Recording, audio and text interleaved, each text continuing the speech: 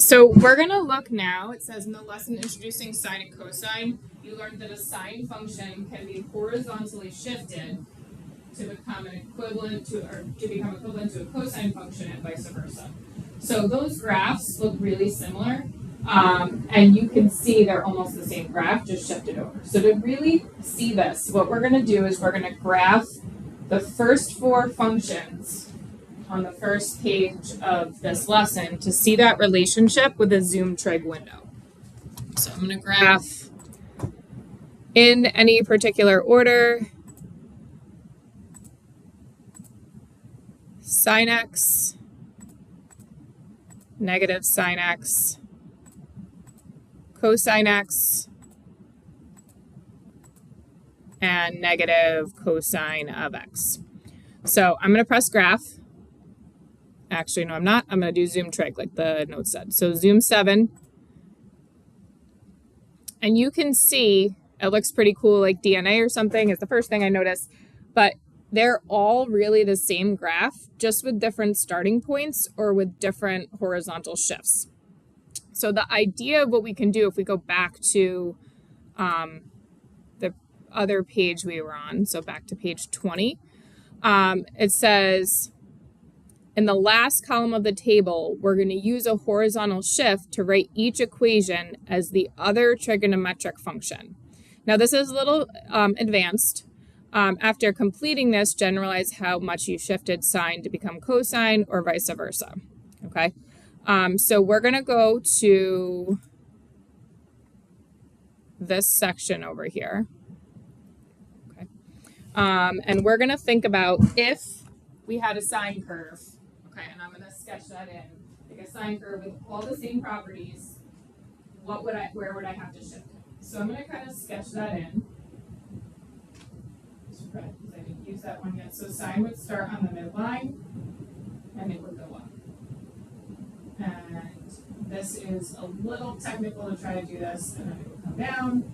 But really what I need to do is just kind of get to this point where I can move this over to where I think my y-intercept is. So that's my sine curve. And first off, I need to shift it left. So we know we're going to be adding, okay? And how much do I have to shift it? That's a little tricky to tell. Right here, I would be at pi over 2. So here, didn't draw it perfectly, this would be pi over 4. Okay? So if I'm going to write this out, I'm always going to choose to do a positive sine or cosine curve when I do this transformation. Everything else is going to stay the same. So the 2, changing the sign, that is something that changes. Okay, I'm going to do a big parentheses because I need to do a shift, but all of these properties are going to stay the same. And then to go left, I need to do x plus pi over 4. Okay? So what I'm going to do is I'm going to graph this just to make sure that they're both actually the same graph. So my first graph, I'm going to regraph that 2 cosine 2x plus 1. And this one, we have a 2 sine 2 parentheses x plus, make sure it's I have, good. So x plus, and no, that's no good because I'm graphing in the same spot. So this is supposed to be a plus 1.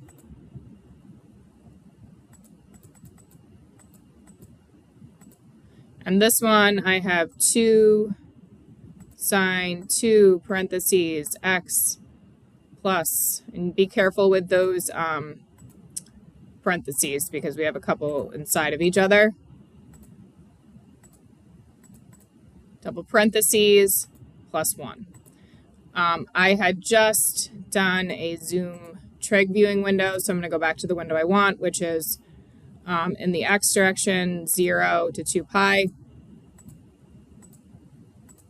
And then the y direction, negative 1, 2, 3.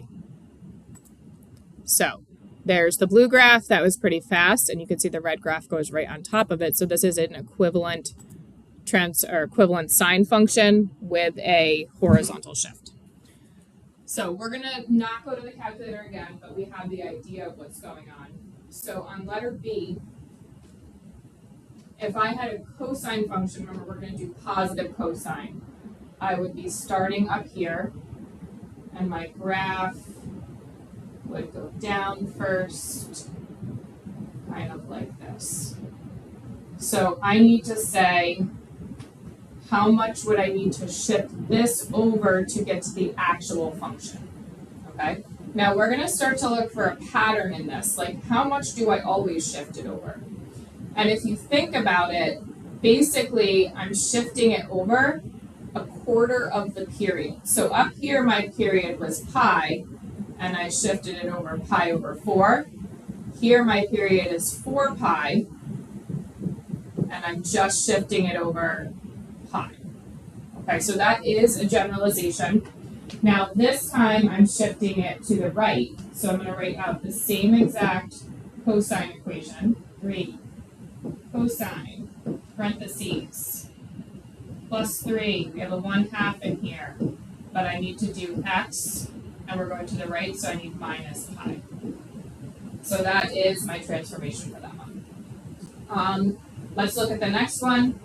Okay, now even though I have negative cosine here, when I do a transformation, I can really choose what I want to do, so I'm always going to use a positive sign graph. So I'm going to start here on the midline, and we're going to go on.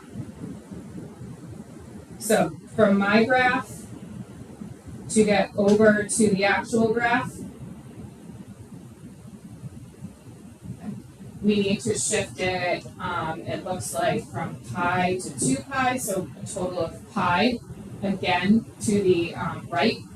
So this is going to be y equals, remember we're drawing a positive sign graph, so 3 sine 1/2, we set pi to the right, so we are again doing x minus pi here. Now, you don't want to get to too much of a generalization of when sine goes to cosine, do I go right or left? Because sometimes we have negative cosine to positive sine, sometimes we have positive cosine to positive sine. So just draw it out, but you should always be making some sort of shift that's a quarter of the period. That would be the closest shift, right? We won't talk too much about this, but there's infinitely many different shifts, right? Because the graph repeats, but that we want to try for the closest one. Okay, so one more of these. So here I have a graph. I have sine, so I want to graph cosine. Cosine starts at the maximum, so we're going to come down here through. I want to shift it a quarter of the period, right? So we're trying to take our new graph and shift it back to the actual graph. So we are going to be left by 2, right? So if the period is 2, and I'm not perfect here, I should have lined up a little better with the 4, okay? If the period is 8, then we're shifting a quarter of the period, which is 2. So cosine graph, remember we're always drawing a positive one, so I have 2 cosine pi over 4, parentheses, x. We said we're shifting to the left 2, so we're doing plus 2, and then a minus 1. And if I was on a test, I 100% would be doing this and checking it on the calculator to make sure the two graphs are equivalent. So looking at the next thing, and we're going to just write down on exercise 3, after completing this, generalize how much you shifted sine or cosine to become the other one, or vice versa. So we did 1/4 of the period. So to finish up, we are going to look at a word problem that would be similar to this. So word problems, really you're going to see a sine or cosine graph.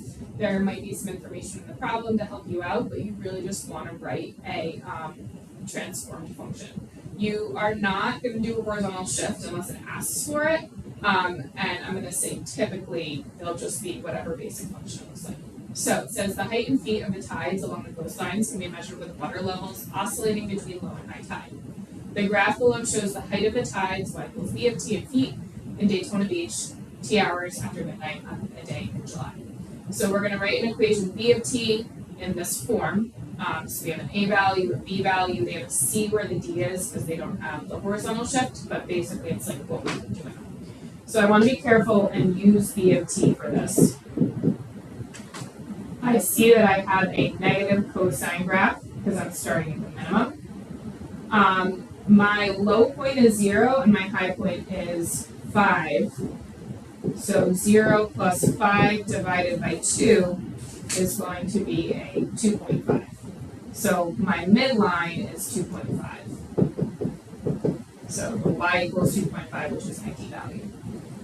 From the 2.5, I also go up 2.5 to get to the amplitude, so the a value is also 2.5, or absolute value a, because we know we have to use a negative sign. And then the period is 12. So my b value is 2 pi over 12, which is pi over 6. So we're going to start to plug those things in. So I have negative 2.5 for a, cosine, pi over 6, make sure you use a t, plus 2.5.